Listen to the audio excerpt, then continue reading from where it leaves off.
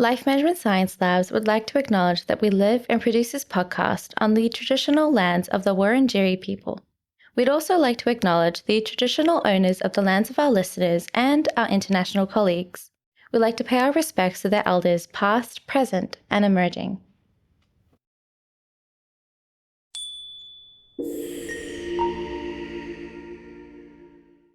Hey everyone, and welcome to All Together, the Family Science Insights podcast, produced by LMSL, the Life Management Science Labs.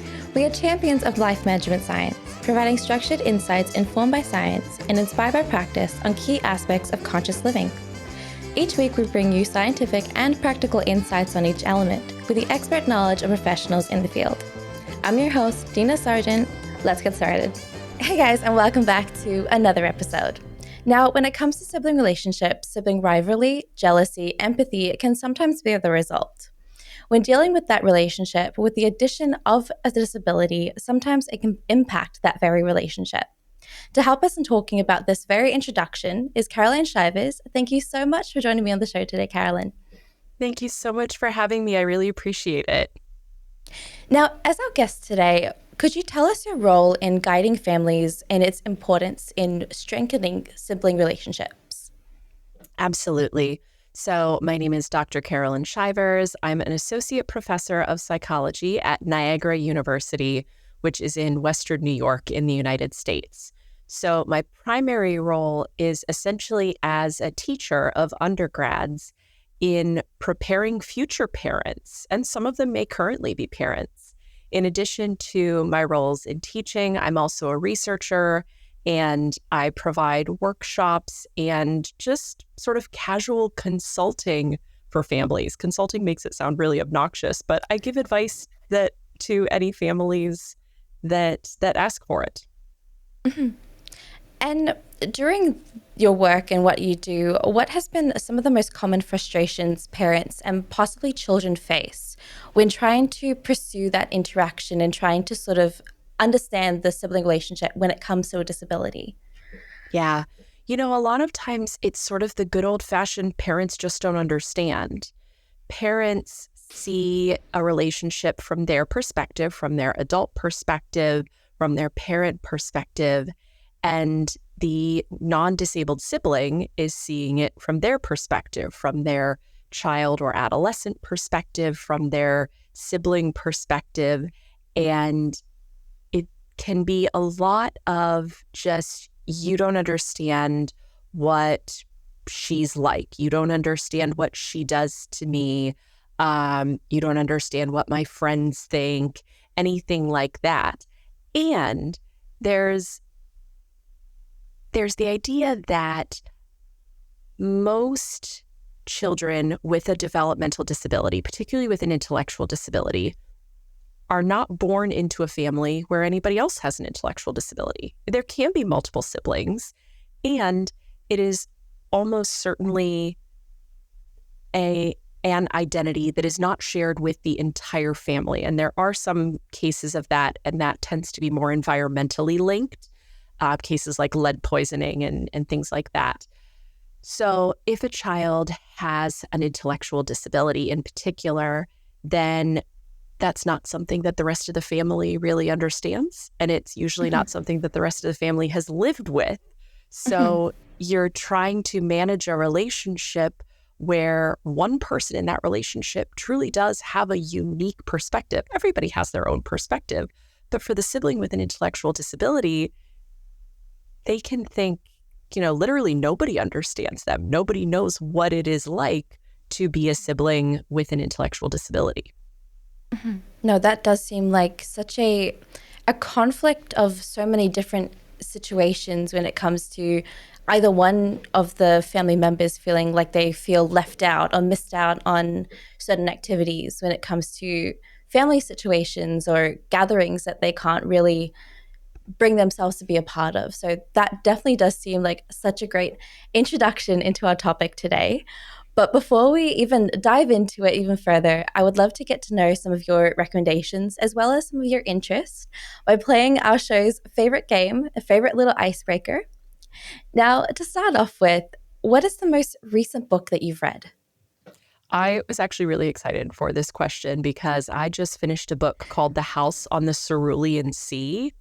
Ooh. And I can't remember the name of the author off the top of my head, but it is about a society where magical children exist, except they're isolated and they're put into orphanages because people are afraid of them.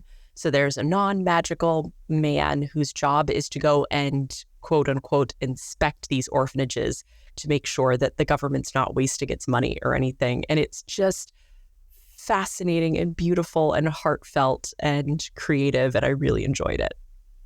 No, that actually does sound really interesting. I say that sounds interesting quite a lot as a catchphrase on my show, but that actually really does sound like a book that I would want to read. So I'm going to make a note of that because it sounds very interesting to me. We need to play a shot. Right? No, that's okay. It speaks to kind of the themes that we're going to talk about, like children who are different in ways that sort of just society thinks they're different, and then society thinks they're somehow worse or more dangerous or weirder. And it was so beautiful and relevant, and I really liked it. Oh, it's a perfect read then at the perfect time. Now, how about a movie that you would recommend to our viewers today? I have to go old school with this. My favorite movie of all time is The Princess Bride. It is, comedy and drama. It is my go-to movie. Just loved it. Yeah, no, I think we watch that every season change, every holiday that we feel like we need to have a little bit of a family moment. That's exactly what we watch all the time. So I can definitely see all the adventure and the romance and the love story that's sort of within it is very, very fitting as what's missing out in today's society and what we need a little bit more of. So yes, it's a great sort of escapist antidote. Yes, exactly. Now, do you have a podcast that has really stood out to you within the last couple of weeks or so? So do you want like a podcast episode or just a whole podcast? It could be a podcast show. It could be an episode that it could be anything. So you take that however you want. Yeah. So my current favorite podcast is called Maintenance Phase, and it is about actually looking at the data behind the wellness industry. So looking at different diets and different products and the way mostly we in the United States, collect data about nutrition and health. And a basic summary of the show is that our data are terrible and we end up jumping to these conclusions that are really ostracizing for people at best and really dangerous for people at worst. But what I love about it is they talk about actual data so much. They really get into things like sample size and power and how things are measured, and they refer to each other, the two hosts, as methodology queens. And one of my grad students bought me a sweatshirt from their merch shop that said methodology queen, and I love it. It made me very happy. It's always good when someone really recognizes how much you love a show or a film or anything like that, because it definitely shows when someone buys your merchandise regarding that. Yes. Now, going on to the next question, do you have a person that you find yourself looking up to either in your personal life or your professional life? I have so many people that I look up to. The obvious answer is my mom. And we'll talk more about her later. She is one of 5 siblings, and her youngest brother has Down syndrome. So I grew up watching siblings of people with developmental disabilities. And she never stops trying. She always wants to learn and do better, and that includes with herself. She's actually retiring in a week. Literally a week from today is her retirement day. And then she and my stepdad are going to Italy for 2 weeks to, travel and celebrate their retirement. And I just love that for her. I'm like, yes, good job, Mom. I want to be you when I grow up. No, that sounds like the best way to celebrate a retirement, doing a whole Europe trip as the sort of beginning of everything else. Completely agree. Now, during your academic pursuit, has there been one course that has really stuck out to you that you still sort of reference today? I reference, interestingly, a lot of examples from the personality psychology class that I took as an undergrad. I had so many great psych classes in undergrad and in grad school. So in the United States, grad school is master's, PhD, can also be law school, med school, just anything beyond the undergraduate. Mhm. And the professor was so sweet, and she sort of had this really soft little voice, but she just had really interesting examples in how she got us to think about things. And I try to use her examples, and then introducing them is always really funny. So my professor, when I was an undergrad, was actually talking about her husband who was from France. And it's I'm like, no, I swear it's a really good example. Maybe a few degrees too far removed now. No, that sounds really cool. I always love asking that question because I hear amazing stories when it comes to every guest in one course that they still can't seem to get out of their head and still trying to be similar to that lecturer or try to enthuse people the way that they got enthused as well. So it's always great asking that question. And I never get tired of asking it. I think all the I don't want to say all the best professors, but professors who really enjoy our jobs, we learned from so many amazing professors that we had Mhm. throughout our academic careers. Yeah, no, I agree. I agree. I still really reference my seventh grade teacher back in primary school a lot of the time when it comes to the way that she uh, taught me taught me division. She used an orange and sort of just drew lines around how to divide each of the parts of the orange to sort of remember how to do division. So I'll never forget about how she literally brought an orange and used that to teach us. That's awesome. That's a great teacher, bringing props, thinking outside the box. I love that. Yeah, no, exactly. I know. I love that as well. So, thank you so much for sharing some of your interests and some of your recommendations. Um, to ask the first question, I know that everyone has a very different definition as to what family is and how they would sort of use family and the ways that they would describe a family. So, what would your definition to a family be? So, my definition of family is a collection of people who are mutually there for each other in the best way they can be. And they choose to do that. Mhm. So that may or may not be biological, that may or may not be even legal. It's a collection of people that, again, not just those individual dyadic relationships, but as a group are really there to try to support each other and make things better for each other. Mhm. And what do you think the position of a family holds in today's society?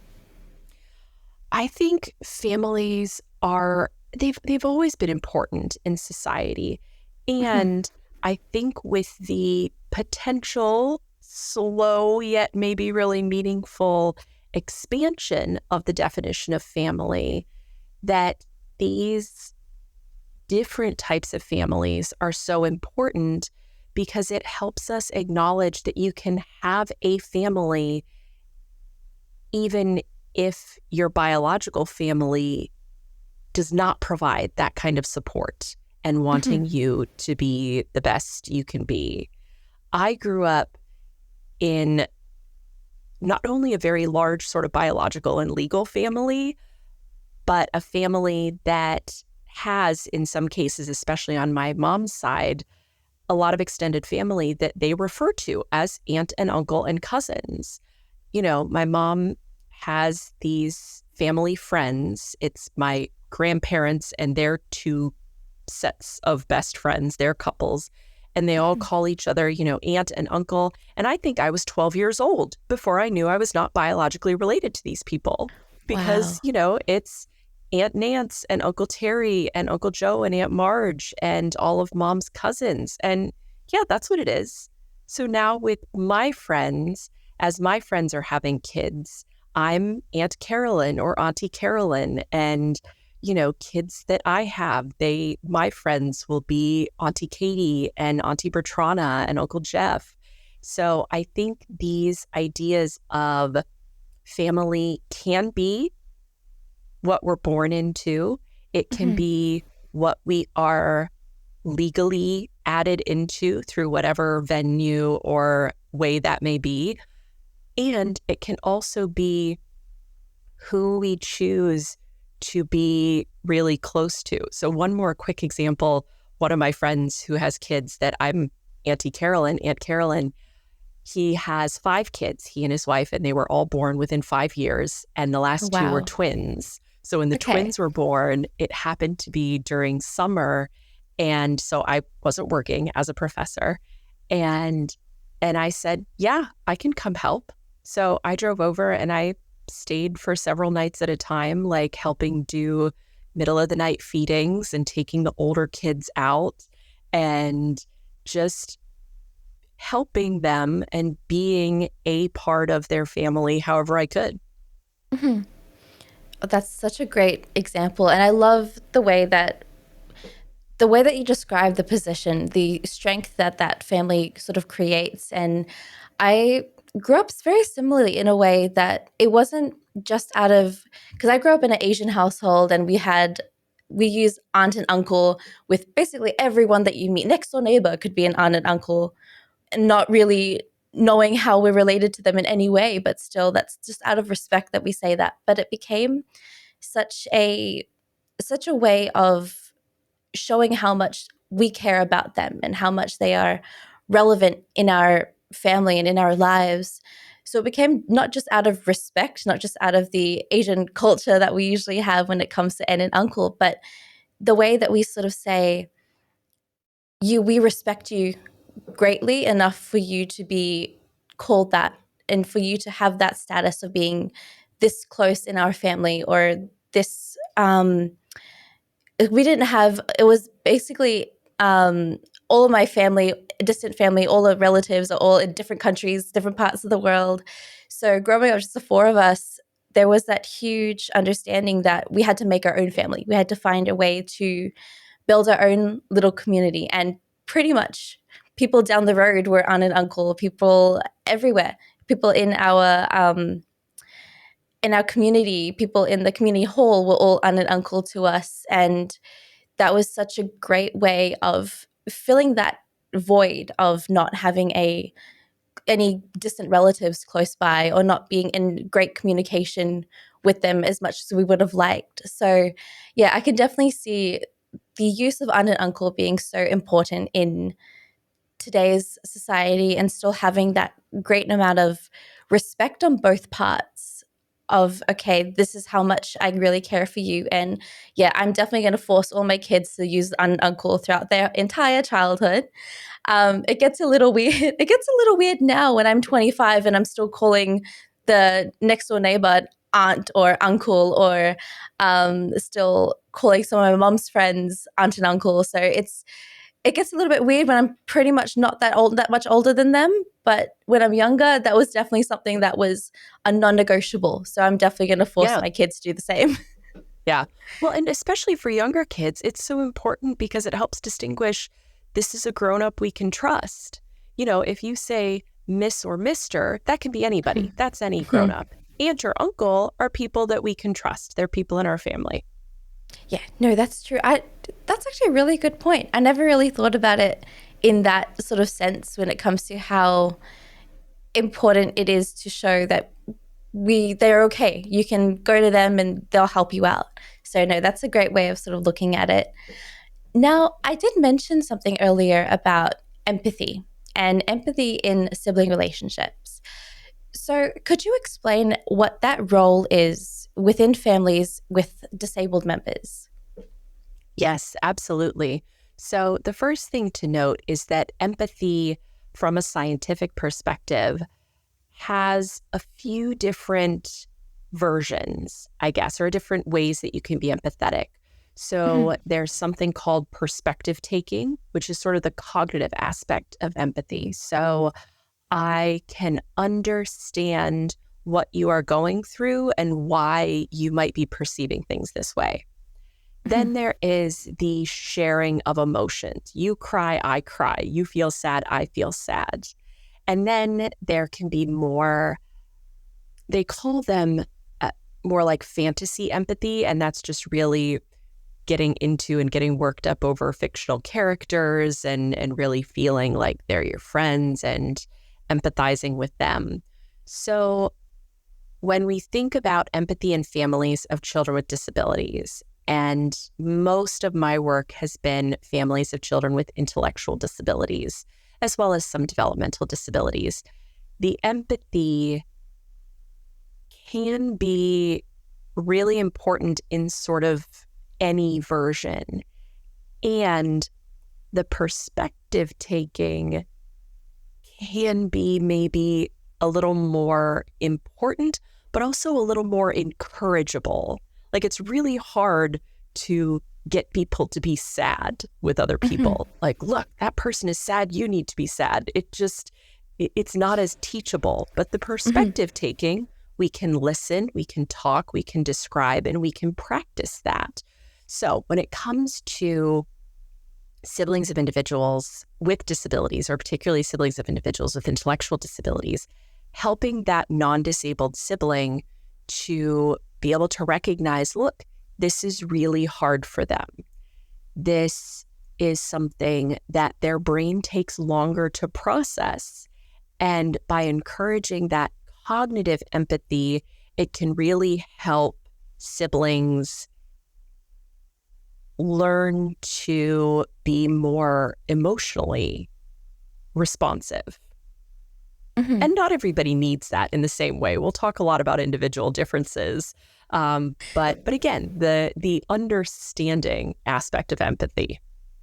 No, it's really interesting because I think we've spoken about this before we started recording as well, when it comes to my relationship with my sister and the whole difference that sort of impacts the way that I try to figure out how to make things work so she's comfortable while also making sure that she's not missing out in enjoying her 20s, enjoying her strive into adulthood. So there's that huge idea of me, like, I want to understand her a whole lot more, and I want to be able to see that yes, she can't do a lot of things, but there's things that she can do, that I can sort of help her do in order to make it as comfy as she's able to enjoy going out or enjoy pushing her limit of how sensory friendly situations are or situations aren't.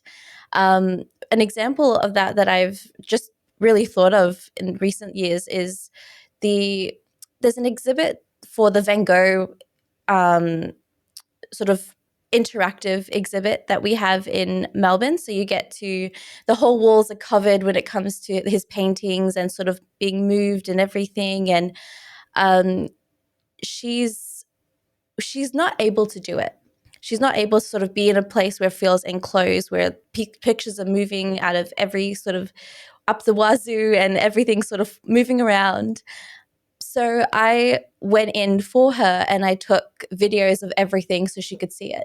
So she didn't miss out. She wasn't able to not see it. She was pushed into still seeing it, but in a way that she felt comfortable, in a place that she felt safe. And I definitely have learned so much when it comes to how to be more empathetic as an adult. As a teenager, I was very different when it comes to me feeling like, okay, we can't do family stuff. We can't do a lot of things because one person can't do it. So it took me to being an adult to understand what she can and can't do.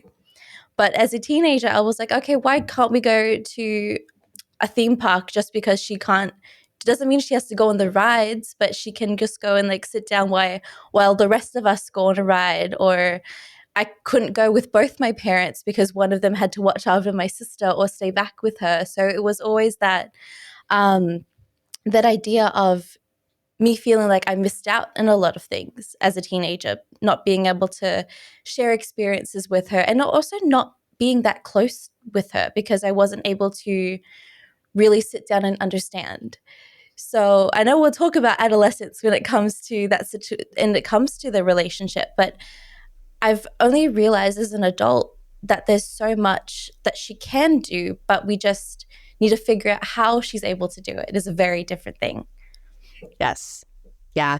And it's so hard for children and adolescents because they have that built-in egocentrism.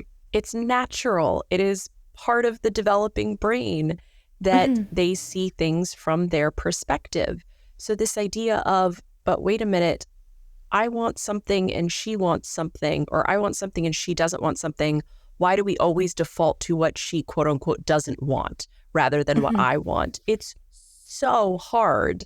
And, that's one of the big challenges for parents as well, is how do we balance what may be a physical or cognitive need for one sibling and what is technically a want for another sibling, but ends up being a need to some degree in terms of responsiveness and attachment and feeling equal in the family. Especially when it comes to the idea of it feels like you're choosing one sibling over the other, feels like you're choosing my sister or my brother over me, that you want to pick their side against my side. And yeah, that was always, I think a lot of me resented her as a teenager because of the experiences that we weren't able to enjoy, the closeness that my friends had with their siblings at that time that I didn't have with my sibling. So, and I can really relate to, I think we're also talking about quite a lot before we started recording, and I wish we were recording it because it was so fascinating to be able to sort of introduce these different ideas.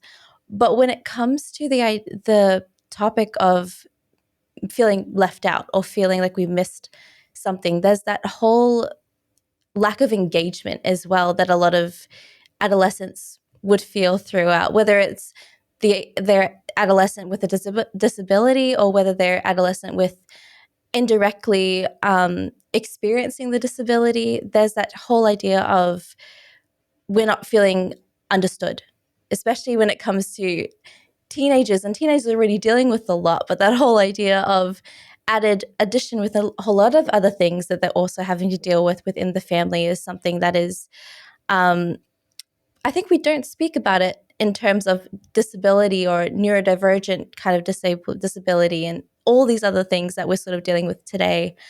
The sibling relationship is such a big thing that we don't really act on until we're adults or until there's no relationship left to sort of repair. Yes. Yes. And I'm so glad you brought up neurodivergence as a concept, because especially when it comes to autistic individuals, but also people with ADHD, people with sensory integration conditions, we're finally learning or finally acknowledging as the academic community, wait, we don't actually know what these things are. We know what they look like to non-disabled people. In the United States, the entire diagnostic criteria for autism is difficulties in social relationships and social communication and restrictive and repetitive behaviors and interests. So we think you're interacting with us weird and you keep doing the same thing over and over again. And again, it's doing the same thing over and over again in a way that's not societally accepted. So we don't have any real measurement from an academic perspective of, wait a minute, how do autistic individuals perceive things? How do their minds work? How are they interacting with and interfacing with the world, not only socially, but genuinely? How are they perceiving information? What is the world like for them to experience? Now, autistic people have been trying to tell us this for decades, and academia has not listened. So we're finally just, academics and researchers at various places around the world are like, we should learn more about this. So how does that get back to empathy and the sibling relationship? This idea of trying to encourage empathy and encourage this perspective taking in siblings, it's almost extra difficult for neurodivergent people because We don't know their perspective. We know what their experience looks like to us, which is, oh, they are having a meltdown because there's sensory overload. Okay, but we actually don't know what that sensory overload feels like, or how long it's been going on, or what the specific combination of sensations is that causes that overload. So in that way, this empathy and perspective taking can be really difficult to model and to encourage because we don't know what that perspective is. Yeah, no, that's very true. And I think we lack a lot of information because a lot of the people who, like you said, people with autism have been telling us for years that this is what we're going through. This is what sensory overload it does feel like, or this is the changes that you have to make in society to sort of accommodate for sensory overload, like in concerts, for people who still don't want to feel like they're missing out in a concert.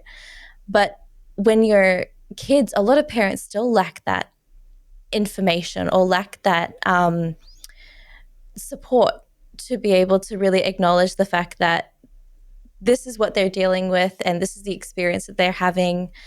So when it comes to the family experience and the family sort of relationships, how can we encourage empathy within adolescents and within that sibling relationship to make sure that they're both sort of feeling heard and they're both feeling seen? Yeah. One of the best ways to teach anything to children and adolescents is to model it, to really show, look, we are doing this. We are all doing this as a family. And you don't just model it toward the child, the sibling with a disability. You model it to everybody. Hey, I recognize that you had a really hard day today. How you doing? How can I support you? Oh, I recognize that what you heard from what I said is really hurtful. And I'm so sorry. I did not mean to hurt you.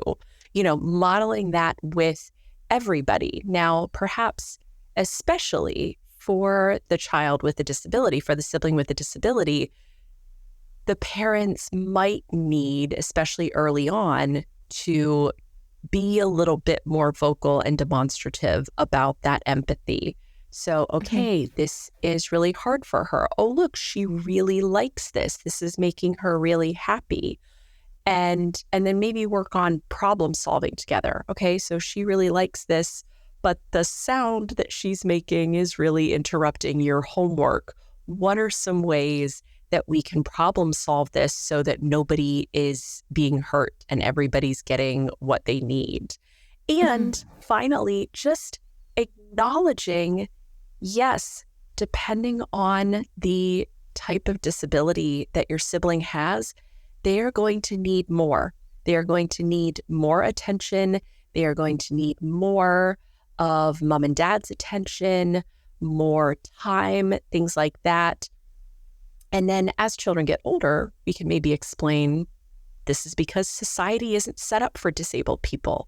We don't have systems that include people with disabilities the way we include non-disabled people. So because of all of those barriers and those challenges to full participation, your sibling needs a little more personal attention and time and effort from us.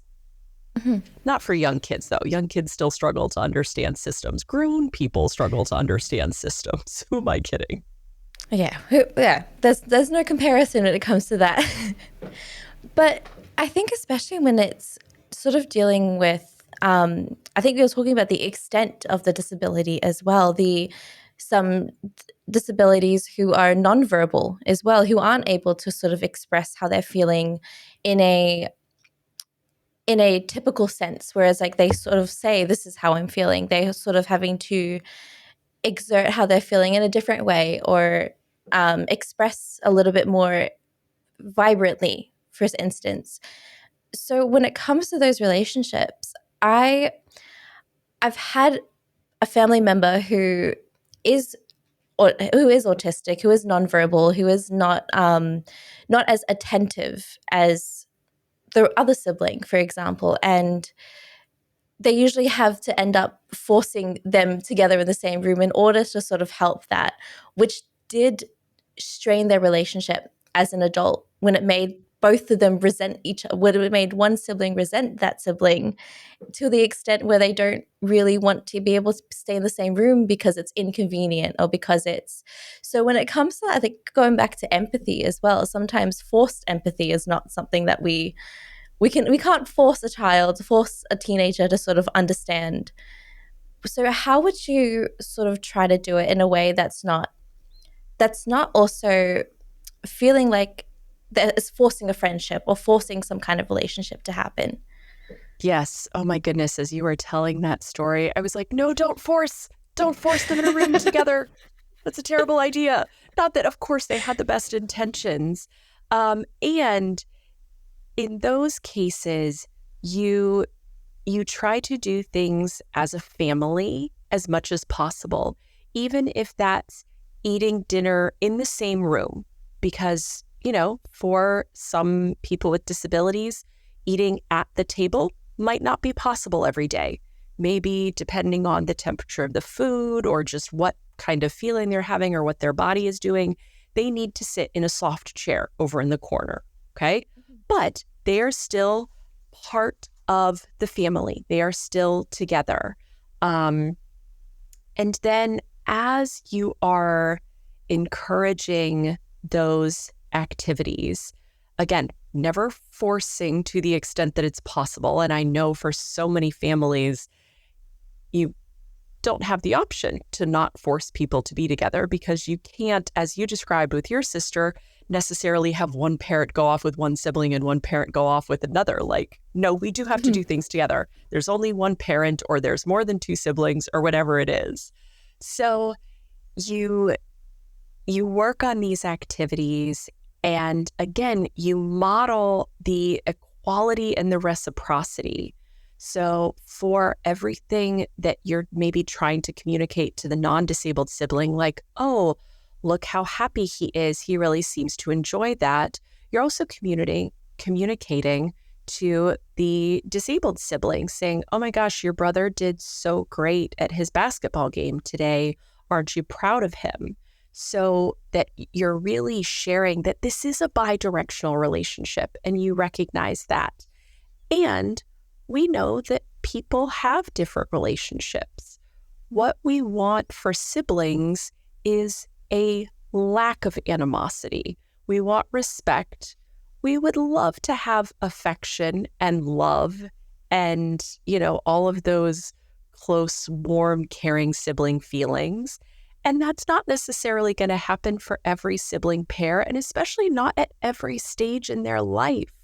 So by just encouraging this sort of basis of respect and, again, understanding, then that's going to likely, for siblings who don't naturally or more naturally gravitate toward each other, the encouragement of understanding is going to protect the relationship long term. And we talked about, teenagers and forcing teenagers, that's not good. It's not good for the disabled sibling either. Maybe they don't want to be around their sibling. Maybe something about the body wash that their sibling uses is really hard for them, a really hard smell for them to be around, and they don't like it. Or maybe they're just mad at them that day and they don't want to be forced around them. So forcing, anyone can be really challenging. Now, that can get really tough in cases where you have one sibling who clearly wants to be with the other one more. This often happens maybe with younger siblings wanting to be around their older sibling, thinking their older sibling is so cool. And in that case, you still want to keep encouraging the balance. Like, yes, I understand, for the older sibling, for example, maybe you don't want to be around them right now. And he's so happy. He loves you so much. What can we plan later to be together? And just continually being aware of who is maybe being hurt in each situation and how are they being hurt. And we've spoken quite a bit on empathy and as being sort of a positive outcome, potential positive outcome that can sort of come out when going through having a disability with a family member and things like that. But what other potential positive outcomes can sort of emerge for adolescent siblings growing up in families with disabled members? Yes, this is one of my favorite questions to ask siblings themselves. And sometimes, particularly in adolescence, siblings will say, nothing. I don't know that there's any benefit. And then at other times, siblings will say, look, I've learned a lot of patience. I have learned not to judge people. These are all good things. I had one sibling, and it was the greatest thing. I said, what's the best thing about having a brother with Down syndrome? And he said, getting in the front of the line at Disney World. Yes, sir, I agree with you. That's a huge benefit. Good for you.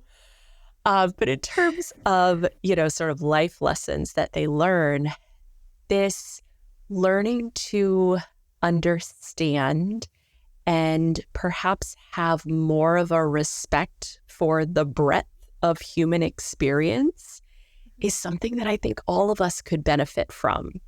Like, oh yeah, people are different. Some people do struggle with things that I don't struggle with, and they are just as worthy and just as valid of human beings. So that's something that siblings can learn. So a lot of emotional intelligence is a potential result and sort of Potential, yes. yeah, depending on how far we go with it, whether it's forced or whether it comes naturally. So what are some of your strategies that parents can sort of use on a day-to-day basis to provide that emotional support to adolescent siblings and families with disabled members? Yes. So one of the first steps in sort of any adolescent parent relationship is figuring out how they like to communicate. What is their style of communication? Mm-hmm. So for some people, it might not be face-to-face. Like, okay, this is really hard for me to say. This is really embarrassing, whatever it may be. I want to write it down. I want to text you. Maybe we text each other from different rooms. Maybe we text each other in the same room. For others, maybe they really need that proximity. They like, resting their head on mom or dad's shoulder. They like hugs, things like that. So finding what that preferred style of communication is really going to help you then have these more difficult conversations, to be able to sit down or text each other from different rooms and say, how you treated your sister today is not okay. Let's talk about what led to you doing that. And then hopefully you can learn and, again, get the perspective, modeling the perspective taking with the parent and the non-disabled sibling, and trying to understand and problem solve and find ways to not be in those situations in the future. Now, I said that all in like 30 seconds. Like, it's really easy to do. It's not. This takes so much time and so much practice, and the parents are going to get frustrated and the kids are going to get frustrated, both disabled and non-disabled siblings. And that's okay. That's going to happen. And figuring out communication and trying to recognize and address things before they get out of hand, which again, once you start to recognize communication and practice empathy, the benefits is that you can start recognizing maybe some of the warning signs in everybody, like, oh, you seem to be getting to a place, rather than you're already off the charts with anger or frustration. So trying to, as parents, model empathy, but model empathy in a way that your goal really is understanding. You want to try to understand so that you can work with everyone's perspective and acknowledge that it's just not going to work sometimes. People are going to have bad days. Again, maybe for a length of time, a few months, a few years, your children are not going to be that close to each other as siblings, and that's okay. I have 8 brothers and sisters, and my sort of level of closeness with each of them is different at any given time. Sometimes I'm just really deep in conversation with one sibling and turn around and realize that I haven't talked to another sibling in a few weeks. Other times, I'll be with a sibling in person and be like, yeah, this is great. Why don't we do this more often? Well, because we live in different states and we're all adults. And so these relationships are going to change and they're going to look different from time to time.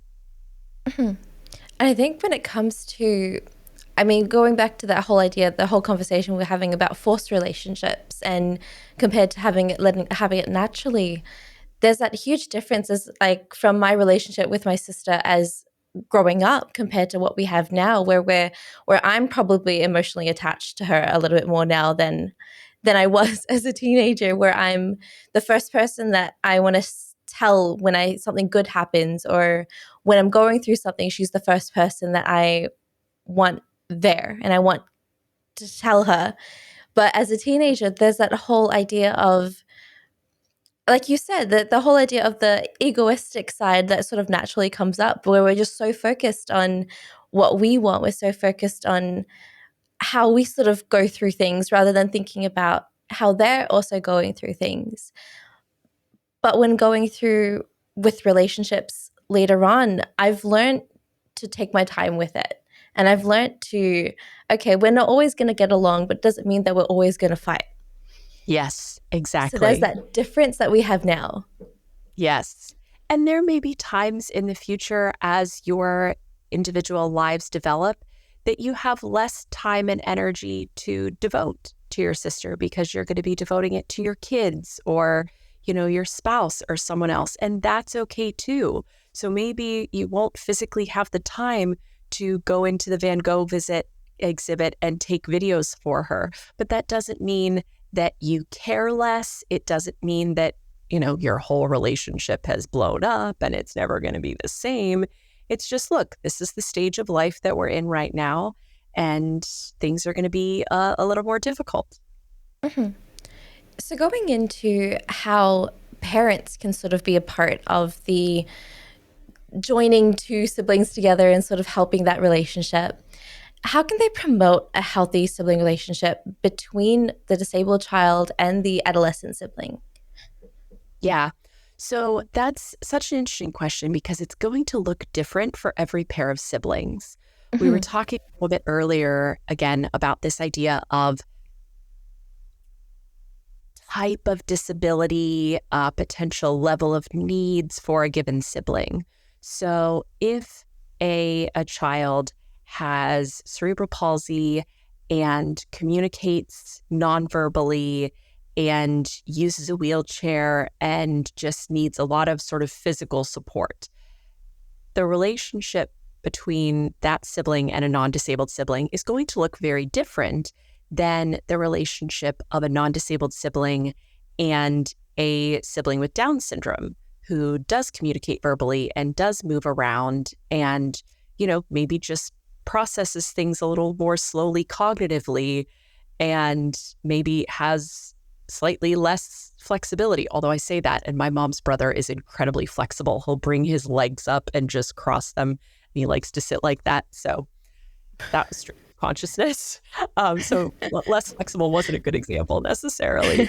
And then that's going to look different, like you said, from a non-disabled sibling and a sibling with perhaps a psychiatric disability or who is otherwise neurodivergent, maybe autistic, but without an intellectual disability, or who has ADHD, because then there can be the idea of, but wait a minute, you do understand, you are able to speak.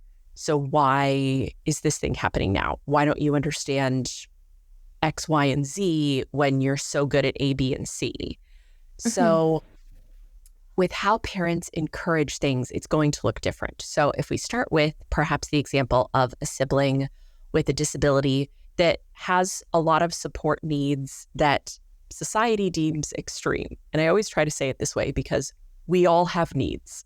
We all have needs. Something goes wrong in my house and I've got my stepdad on the phone because I don't know how to fix it. That is a need of mine.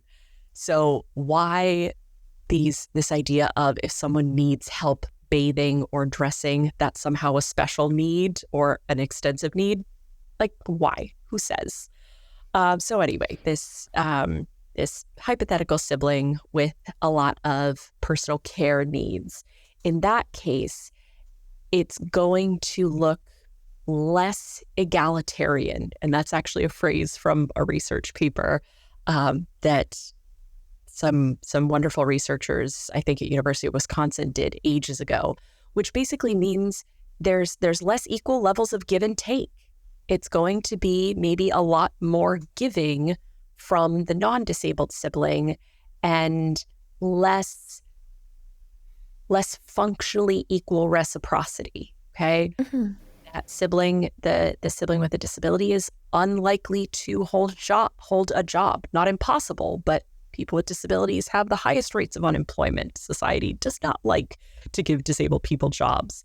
So maybe they're not paying for things. If they communicate non-verbally, maybe they're not giving advice or things like that. But maybe they give really good hugs. Maybe they are great listeners because they don't interrupt, and they are really good at demonstrating their own empathy and ability to listen to their sibling. So what parents can do to support that is recognize the difference and work with both siblings in this dyad to try to discover, what do we want? What does each of us enjoy separately and together? And how much do we want to be together? A lot of cases, there might be shared activities.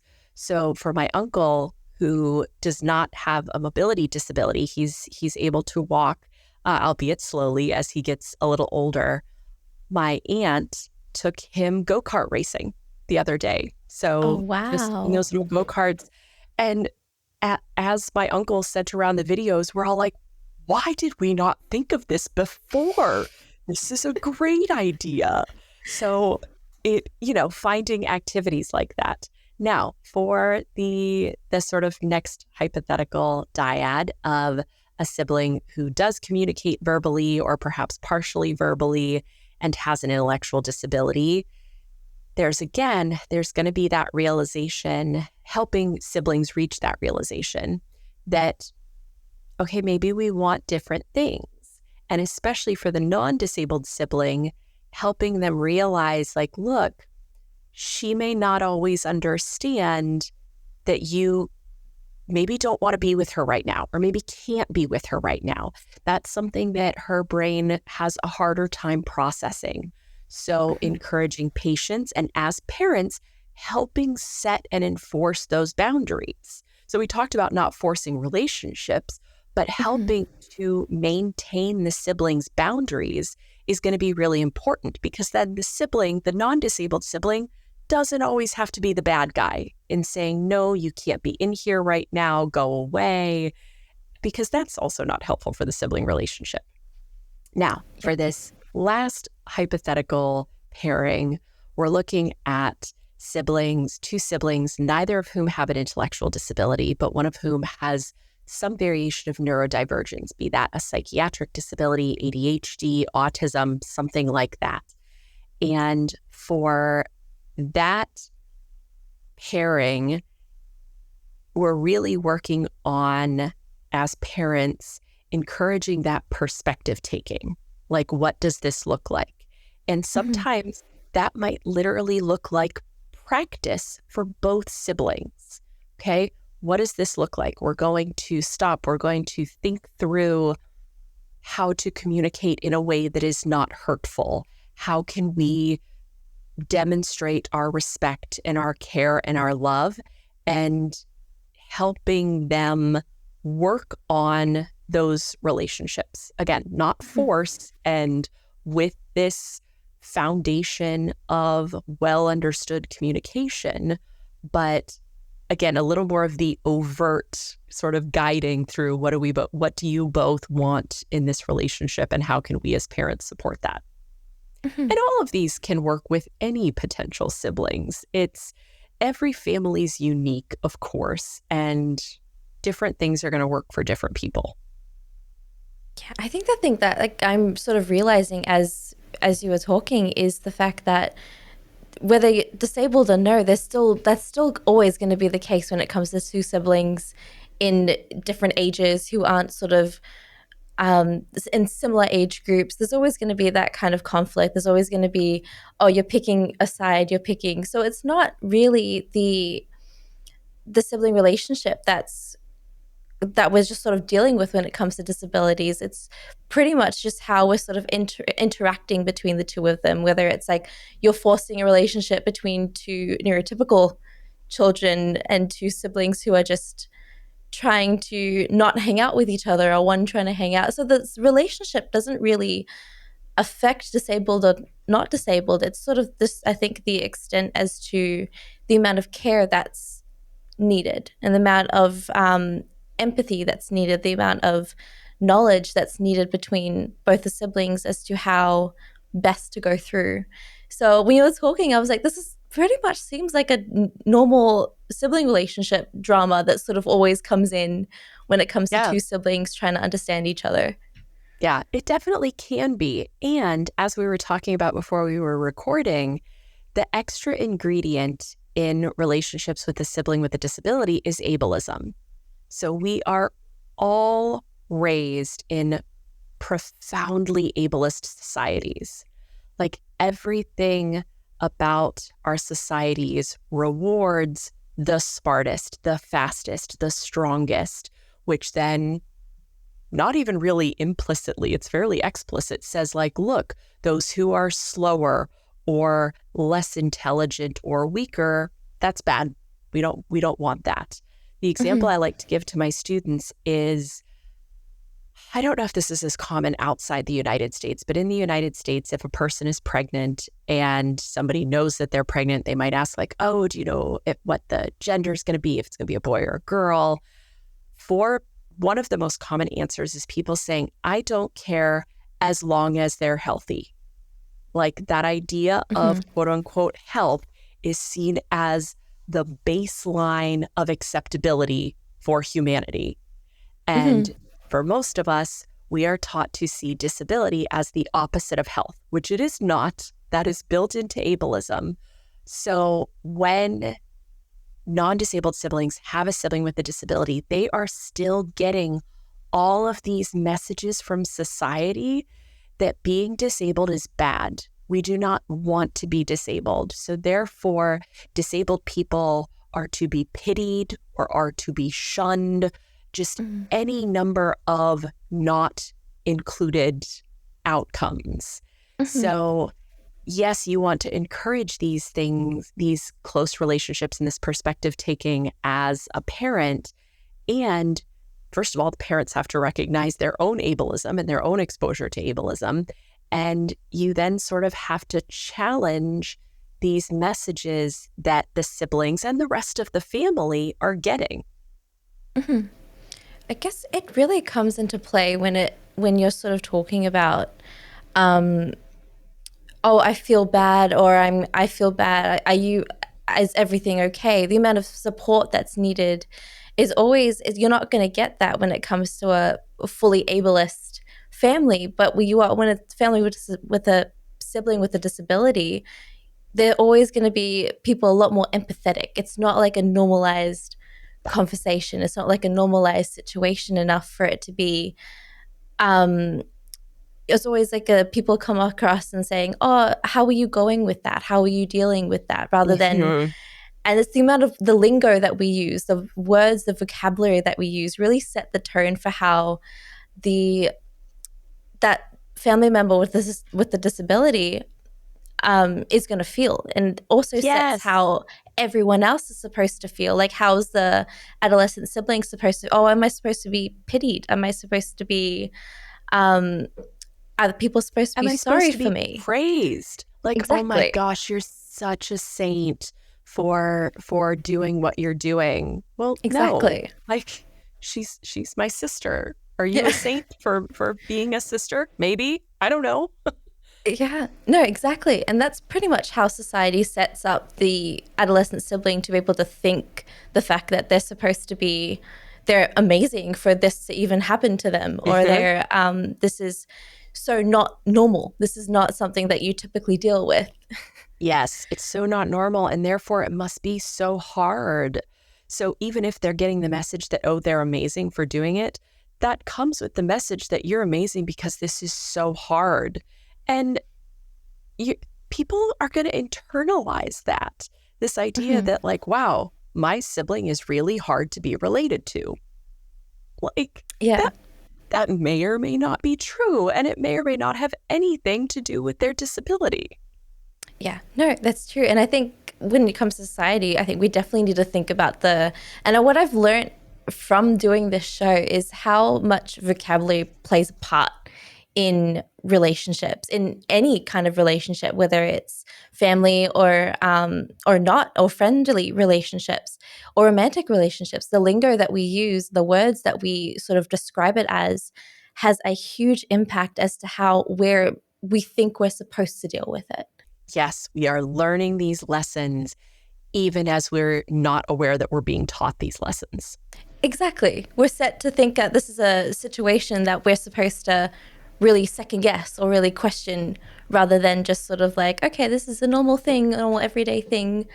So yeah, I could not imagine being the adolescent sibling today with the kind of lingo that we're using and the amount of lack of support that both sides of the family are all getting when it comes to uh, just how we're supposed to feel and being told how we're supposed to be dealing with it. So no, it's I definitely do appreciate all the different types, all the different things that I'm learning when it comes to the show, when it comes to the vocabulary and how important it is. So we're going to go and talk about some of your own practices that you do in your own family relationships in when it comes to the amount of support. So what is a practice that you do to support your siblings, either with disability or with not disability? Yeah. So one of the things that I have to constantly remind myself, because I'm not naturally good at this with any of my siblings, is now that we're adults, reminding myself that they have their own lives and they make their own choices, and that's okay. And that's not my responsibility.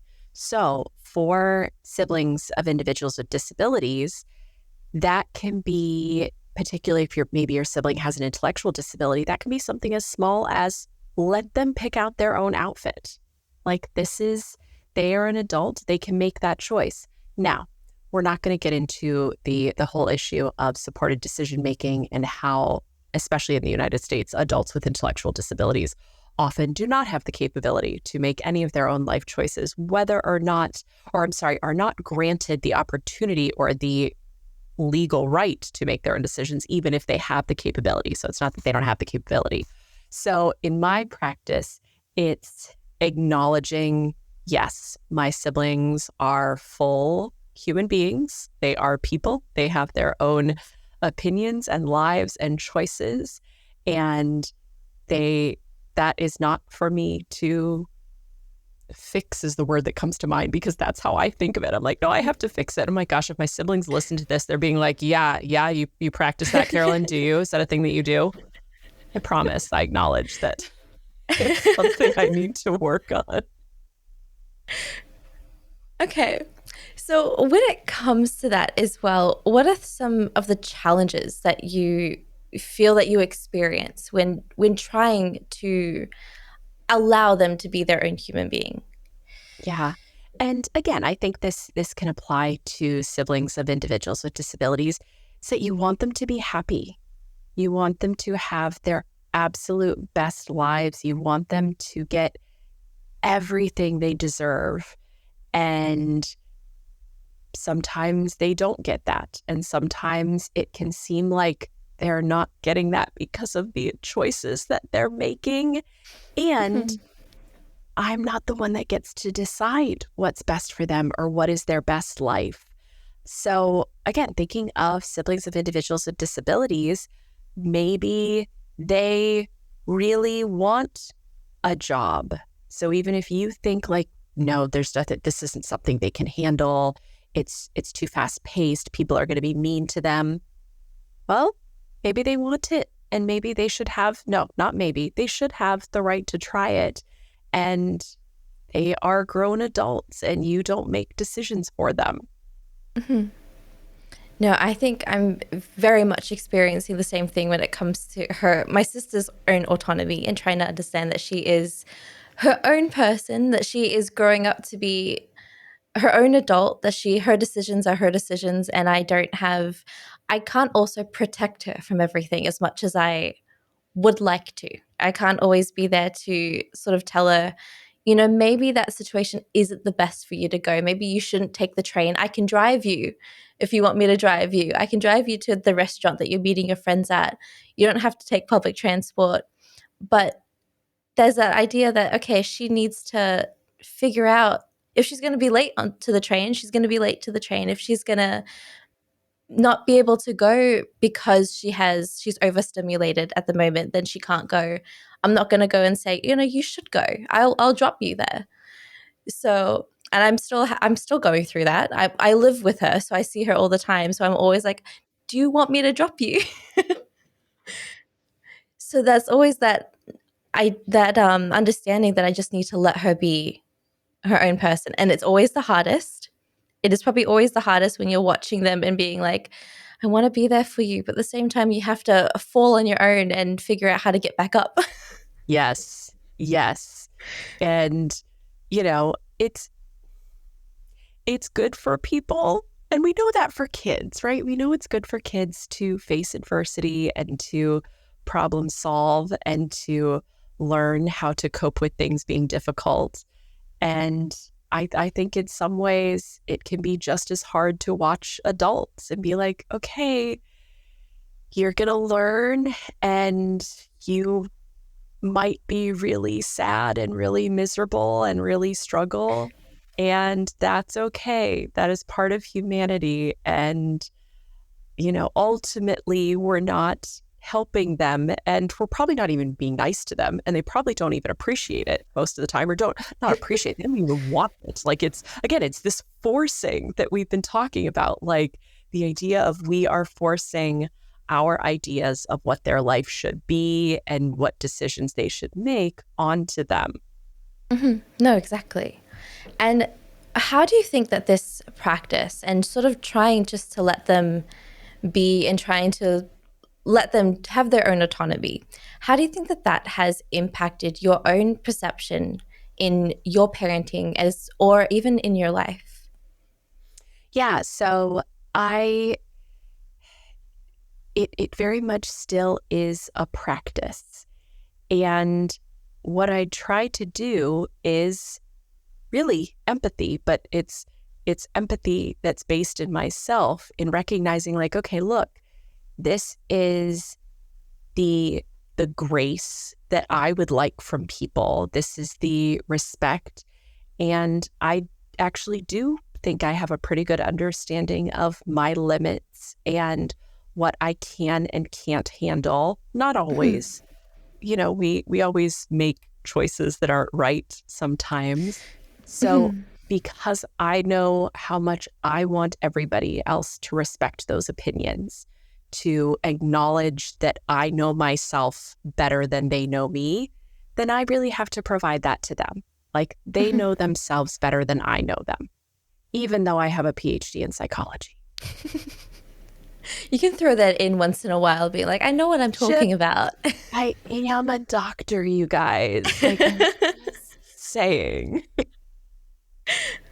This leads in perfectly well with our last section of the show, which is our open mic. Honestly, I think it's one of my favorite parts of the show because I never know what we're going to end up talking about until this very moment.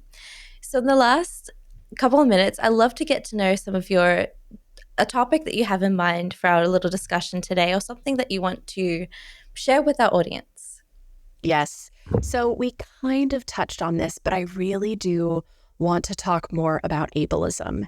And this is so nerdy because it is my current research. So I've done all this research on siblings of individuals with disabilities and worked with families of disabled individuals. And throughout virtually all of our history of research on disabled individuals, their families, etc., all of our measures are based on the disabled person. What are their quote unquote symptoms? How quote unquote severe is their disability? We don't ask, how's the rest of the world treating you? Like, for a deaf person, do we have captioning readily available? Do we have sign language interpreters? Are there people in your community who understand sign language and can communicate with you?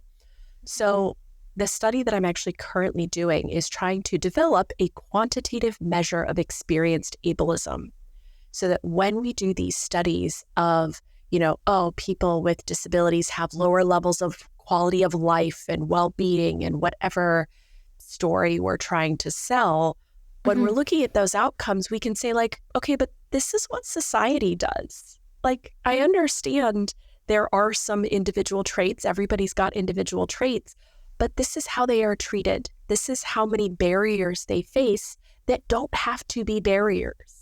Okay, we can make captioning available. We can have ramps and elevators.